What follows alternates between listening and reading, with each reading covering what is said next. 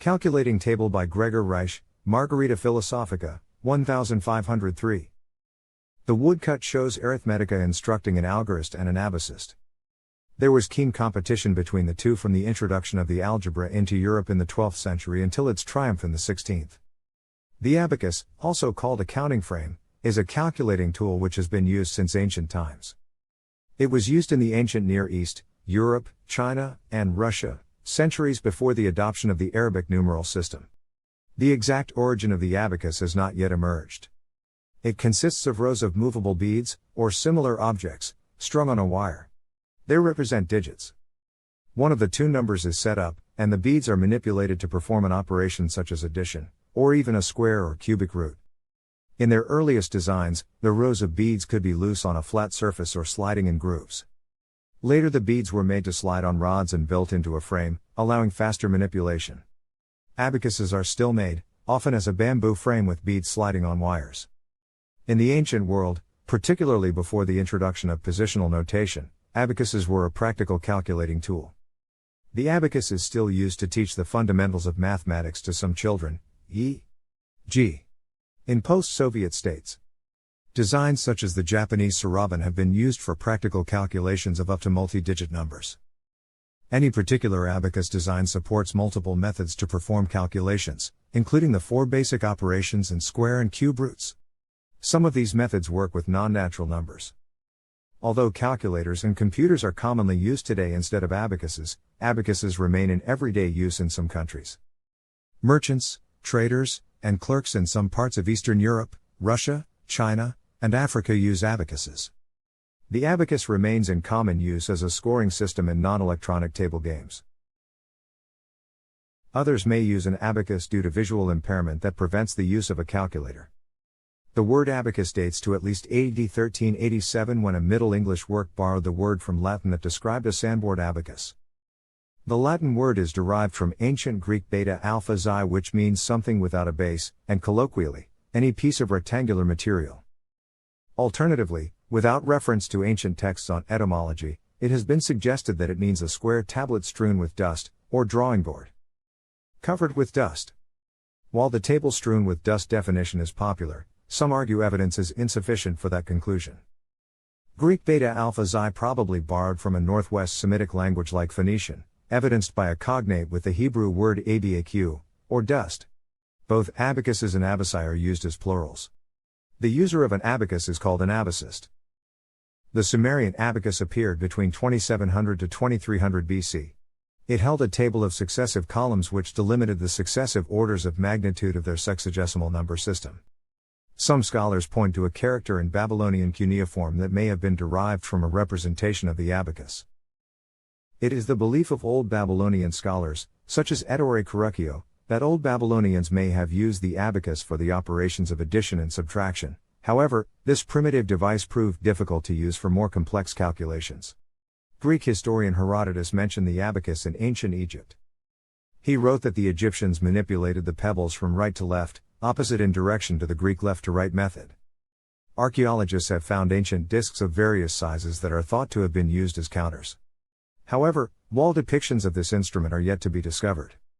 At around 600 BC, Persians first began to use the abacus, during the Achaemenid Empire. Under the Parthian, Sasanian, and Iranian empires, scholars concentrated on exchanging knowledge and inventions with the countries around them, India, China, and the Roman Empire, which is how the abacus may have been exported to other countries. An early photograph of the Salamis tablet, 1899. The original is marble and is held by the National Museum of Epigraphy, in Athens. The earliest archaeological evidence for the use of the Greek abacus dates to the 5th century BC. Demosthenes complained that the need to use pebbles for calculations was too difficult.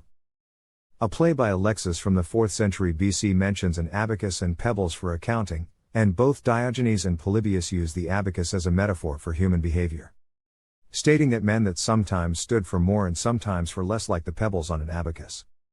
The Greek abacus was a table of wood or marble, preset with small counters in wood or metal for mathematical calculations. This Greek abacus saw use in Achaemenid Persia, the Etruscan civilization, ancient Rome, and the Western Christian world until the French Revolution. A tablet found on the Greek island Salamis in 1846 AD dates to 300 BC, making it the oldest counting board discovered so far. It is a slab of white marble 149 cm in length, 75 cm wide, and 4.5 cm thick, on which are 5 groups of markings. In the tablet's center is a set of 5 parallel lines equally divided by a vertical line, capped with a semicircle at the intersection of the bottommost horizontal line and a single vertical line. Below these lines is a wide space with a horizontal crack dividing it. Below this crack is another group of 11 parallel lines, again divided into 2 sections by a line perpendicular to them, but with a semicircle at the top of the intersection. The third, 6th and 9th of these lines are marked with a cross where they intersect with the vertical line. Also from this time frame, the Darius vase was unearthed in 1851. It was covered with pictures, including a treasurer holding a wax tablet in one hand while manipulating counters on a table with the other. A Chinese abacus. The earliest known written documentation of the Chinese abacus dates to the 2nd century BC. The Chinese abacus, also known as the suanpan, is typically 20 centimeters tall and comes in various widths, depending on the operator. It usually has more than 7 rods. There are 2 beads on each rod in the upper deck and 5 beads each in the bottom one. The beads are usually rounded and made of hardwood. The beads are counted by moving them up or down towards the beam. Beads moved toward the beam are counted, while those moved away from it are not. One of the top beads is 5, while one of the bottom beads is 1. Each rod has a number under it, showing the place value. The suanpan can be reset to the starting position instantly by a quick movement along the horizontal axis to spin all the beads away from the horizontal beam at the center. The prototype of the Chinese abacus appeared during the Han Dynasty, and the beads are oval. The Song Dynasty and earlier used the 1 to 4 type or 4 beads abacus similar to the modern abacus, including the shape of the beads commonly known as Japanese-style abacus. In the early Ming Dynasty, the abacus began to appear in a 1 to 5 ratio. The upper deck had 1 bead and the bottom had 5 beads. In the late Ming Dynasty, the abacus styles appeared in a 2 to 5 ratio. The upper deck had 2 beads, and the bottom had 5. Various calculation techniques were devised for suanpan, enabling efficient calculations. Some schools teach students how to use it. In the long scroll along the river during the Qingming festival painted by Zhang Zhejuan during the Song Dynasty, a suanpan is clearly visible beside an account book and doctor's prescriptions on the counter of an apothecary's. The similarity of the Roman abacus to the Chinese one suggests that one could have inspired the other, given evidence of a trade relationship between the Roman Empire and China. However, no direct connection has been demonstrated, and the similarity of the abacuses may be coincidental, both ultimately arising from counting with 5 fingers per hand. Where the Roman model has 4 plus 1 bead per decimal place, the standard suanpan has 5 plus 2. Incidentally, this allows use with a hexadecimal numeral system which may have been used for traditional Chinese measures of weight. Another possible source of the suanpan is Chinese counting rods, which operated with a decimal system, but lacked the concept of 0 as a placeholder. The 0 was probably introduced to the Chinese in the Tang dynasty when travel in the Indian Ocean and the Middle East would have provided direct contact with India, allowing them to acquire the concept of 0 and the decimal point from Indian merchants and mathematicians. Copy of a Roman abacus. The normal method of calculation in ancient Rome, as in Greece, was by moving counters on a smooth table. Originally pebbles were used. Later, and in medieval Europe, jettons were manufactured. Marked lines indicated units, fives, tens, etc. As in the Roman numeral system. This system of counter-casting continued into the late Roman Empire and in medieval Europe and persisted in limited use into the 19th century. Due to Pope Sylvester II's reintroduction of the abacus with modifications, it became widely used in Europe again during the 11th century. This abacus used beads on wires. Unlike the traditional Roman counting boards, which meant the abacus could be used much faster and was more easily moved. Writing in the 1st century BC, Horace refers to the wax abacus, a board covered with a thin layer of black wax on which columns and figures were inscribed using a stylus. One example of archaeological evidence of the Roman abacus, shown nearby in reconstruction, dates to the 1st century AD. It has 8 long grooves containing up to 5 beads in each and 8 shorter grooves having either 1 or no beads in each. The groove marked I indicates units, x10s, and so on up to millions. The beads in the shorter grooves denote 5s, 5 units, 5 tens, etc. Essentially in a biquinary coded decimal system, related to the Roman numerals. The short grooves on the right may have been used for marking Roman ounces. The Abhidharmakos Abhasaya of Vasubandhu, a Sanskrit work on Buddhist philosophy, says that the 2nd century CE philosopher Vashamitra said that placing a wick on the number 1 means it is a 1, while placing the wick on the number 100 means it is called 100. And on the number 1000 means it is 1000. It is unclear exactly what this arrangement may have been. Around the 5th century, Indian clerks were already finding new ways of recording the contents of the abacus. Hindu texts use the term sunya to indicate the empty column on the abacus. Japanese soroban in Japan, the abacus is called soroban. It was imported from China in the 14th century. It was probably in use by the working class a century or more before the ruling class adopted it, as the class structure obstructed such changes. The 1-4 abacus, which removes the seldom used 2nd and 5th bead, became popular in the 1940s. Today's Japanese abacus is a 1-4 type, 4-bead abacus, introduced from China in the Muromachi era. It adopts the form of the upper deck 1 bead and the bottom 4 beads. The top bead on the upper deck was equal to 5 and the bottom one is similar to the Chinese or Korean abacus, and the decimal number can be expressed, so the abacus is designed as a 1-4 device. The beads are always in the shape of a diamond. The quotient division is generally used instead of the division method. At the same time, in order to make the multiplication and division digits consistently use the division multiplication. Later, Japan had a 3-5 abacus called, which is now in the Izrangi collection of Shansi village in Yamagata City. Japan also used a 2-5 type abacus. The 4-bead abacus spread, and became common around the world. Improvements to the Japanese abacus arose in various places. In China, an aluminium frame plastic bead abacus was used. The file is next to the 4 beads, and pressing the clearing button put the upper bead in the upper position, and the lower bead in the lower position. The abacus is still manufactured in Japan even with the proliferation, practicality, and affordability of pocket electronic calculators. The use of the soroban is still taught in Japanese primary schools as part of mathematics, primarily as an aid to faster mental calculation. Using visual imagery can complete a calculation as quickly as a physical instrument. The Chinese abacus migrated from China to Korea around 1400 AD. Koreans call it jupin, supin or husin. The 4 beads abacus was introduced during the Goryeo dynasty. The 5-1 abacus was introduced to Korea from China during the Ming dynasty. Representation of an Inca quipu a upana as used by the Incas. Some sources mention the use of an abacus called a Nepawaltsinsan in ancient Aztec culture. This Mesoamerican abacus used a 5-digit base 20 system. The word Nepawaltsinsan, Nepawaltsinsan, comes from Nahuatl, formed by the roots, ni, personal, powal or poholi, powali, the account, and sinsan, sin, small similar elements. Its complete meaning was taken as, counting with small similar elements. Its use was taught in the Kamakak to the Temulpoke, who were students dedicated to taking the accounts of skies, from childhood. The Nepawaltsinsan was divided into 2 main parts separated by a bar or intermediate chord. In the left part were 4 beads. Beads in the first row have unitary values, and on the right side, 3 beads had values of 5, 10, and 15, respectively. In order to know the value of the respective beads of the upper rows, it is enough to multiply by 20, the value of the corresponding count in the first row. The device featured 13 rows with 7 beads, 91 in total. This was a basic number for this culture. It had a close relation to natural phenomena, the underworld, and the cycles of the heavens. 1 Nepawaltsinsan represented the number of days that a season of the year lasts, 2 Nepawaltsinsan is the number of days of the corn cycle, from its sowing to its harvest. 3 Nepawaltsinsan is the number of days of a baby's gestation, and 4 Nepawaltsinsan completed a cycle and approximated 1 year. When translated into modern computer arithmetic, the Nepawaltsinsan amounted to the rank from 10 to 18 in floating point, which precisely calculated large and small amounts, although round off was not allowed.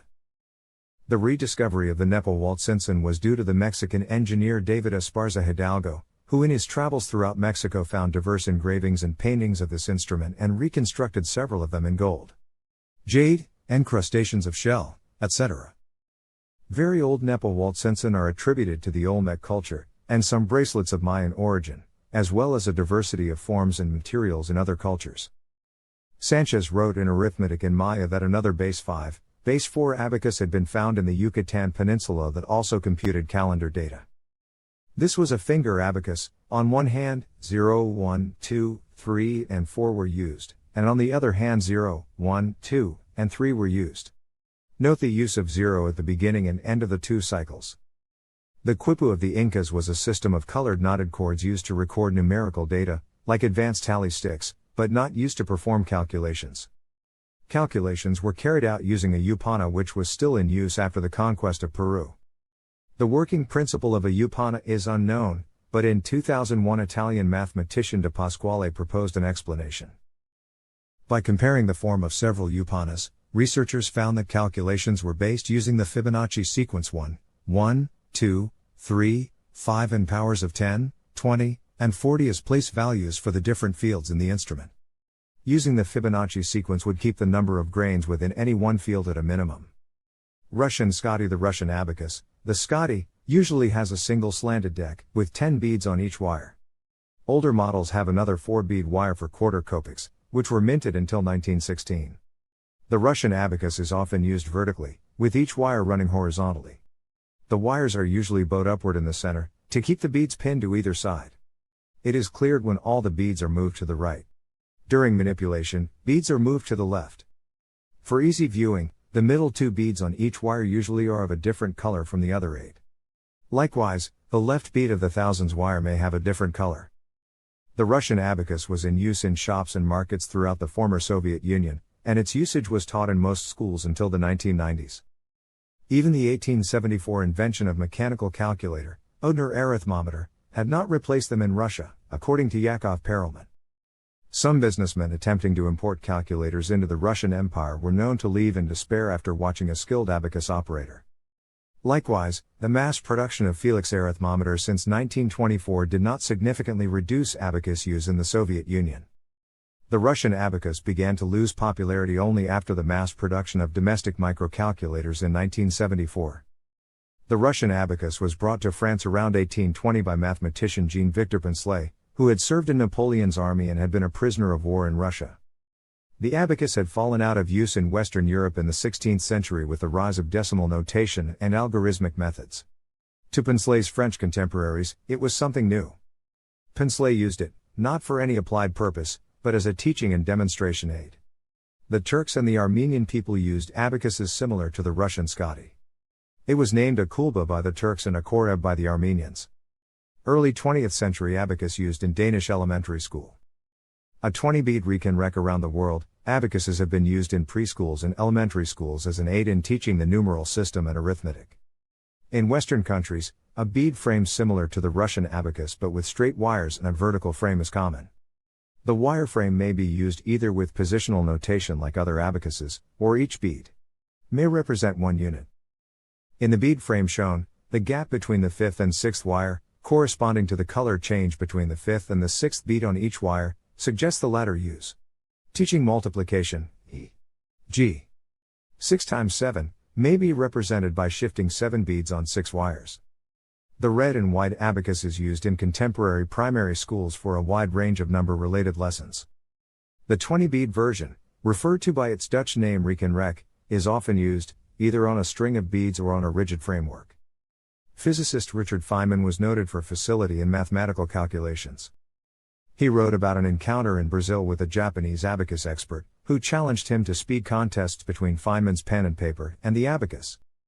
The abacus was much faster for addition, somewhat faster for multiplication, but Feynman was faster at division. When the abacus was used for a really difficult challenge, i.e. cube roots, Feynman won easily. However, the number chosen at random was close to a number Feynman happened to know was an exact cube, allowing him to use approximate methods. Learning how to calculate with the abacus may improve capacity for mental calculation.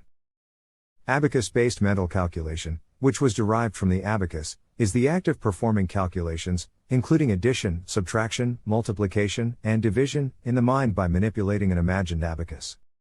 It is a high-level cognitive skill that runs calculations with an effective algorithm. People doing long-term AMC training show higher numerical memory capacity and experience more effectively connected neural pathways.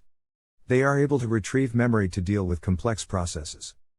AMC involves both visuospatial and visuomotor processing that generate the visual abacus and move the imaginary beads. Since it only requires that the final position of beads be remembered, it takes less memory and less computation time. Two binary abacuses constructed by Dr. Robert C. Good Jr., made from two Chinese abacuses. The binary abacus is used to explain how computers manipulate numbers. The abacus shows how numbers, letters, and signs can be stored in a binary system on a computer, or via ASCII. The device consists of a series of beads on parallel wires arranged in 3 separate rows. The beads represent a switch on the computer in either an on or off position. An adapted abacus, invented by Tim Cramer, and called a Cramer abacus, is commonly used by visually impaired users. A piece of soft fabric or rubber is placed behind the beads, keeping them in place while the users manipulate them. The device is then used to perform the mathematical functions of multiplication, division, addition, subtraction, square root, and cube root. Although blind students have benefited from talking calculators, the abacus is often taught to these students in early grades. Blind students can also complete mathematical assignments using a Braille writer and Nemeth code, but large multiplication and long division problems are tedious. The abacus gives these students a tool to compute mathematical problems that equals the speed and mathematical knowledge required by their sighted peers using pencil and paper. Many blind people find this number machine a useful tool throughout life. Thanks for watching.